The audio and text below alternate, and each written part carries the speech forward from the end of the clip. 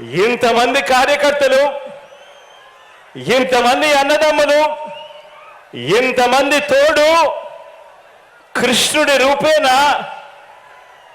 మీ అర్జునుడికి, మీ బిడ్డకు ఇంతటి అండదండలు ఇస్తా ఉన్న పరిస్థితులు ఇక్కడ ఉన్నాయి కాబట్టి మీ బిడ్డ భయపడడు, మీ బిడ్డ తునకడు. మీ బిడ్డకు మీ అందరి అండదండలు ఉన్నంత కాలం ఈ 56 నెలల్లో మనము పేద ప్రజల మీద ప్రేమతో, బాధ్యతతో అమలు చేస్తా ఉన్న ఆ పథకాలు, ఆ స్కీములే మనకు బాణాలు, మనకు వస్త్రాలు. ఈ యుద్ధంలో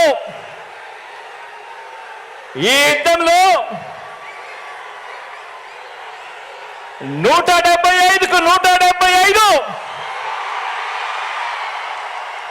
టార్గెట్, 175కు 175 వైఎస్ఆర్ కాంగ్రెస్ పార్టీ టార్గెట్.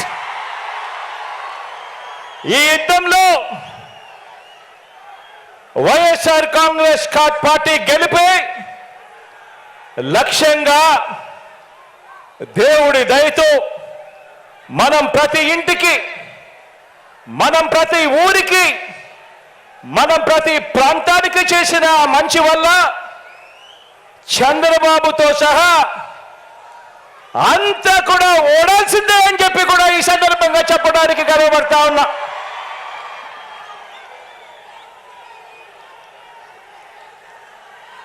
మనకు అంతటి గొప్ప విజయాన్ని అందించే అంశాలేమిటో మీ అందరితో కూడా పంచుకునేందుకు ఇక్కడ ఈ భీముని పట్నంలో ఈరోజు సమావేశమయ్యాం. ఇక్కడ అందరం కూడా ఈ సమావేశం 2024 ఎన్నికల్లో మన పార్టీ జైత్ర యాత్రకు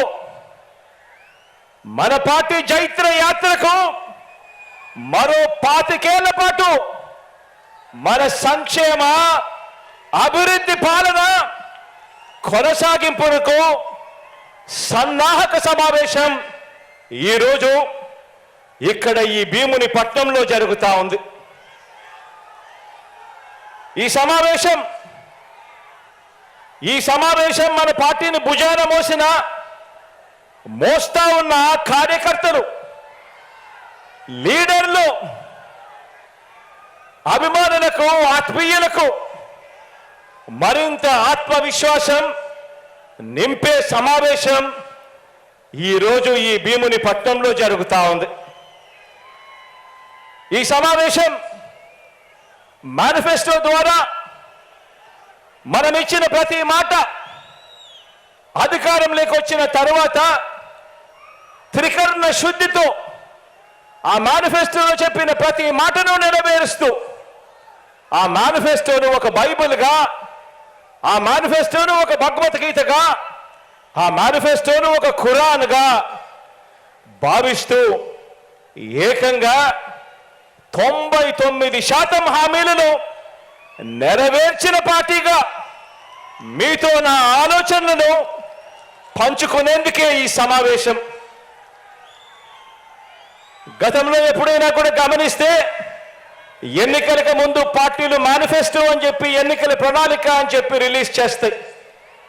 ఎన్నికలు అయిపోయిన తర్వాత చెత్తబుట్టలో వేస్తా ఉన్న సాంప్రదాయాన్ని మనం చూసాం. మొట్టమొదటిసారిగా నేను చెప్తా ఉన్నా, మీ బిడ్డ ప్రభుత్వం దాన్ని మార్చింది అని చెప్పి.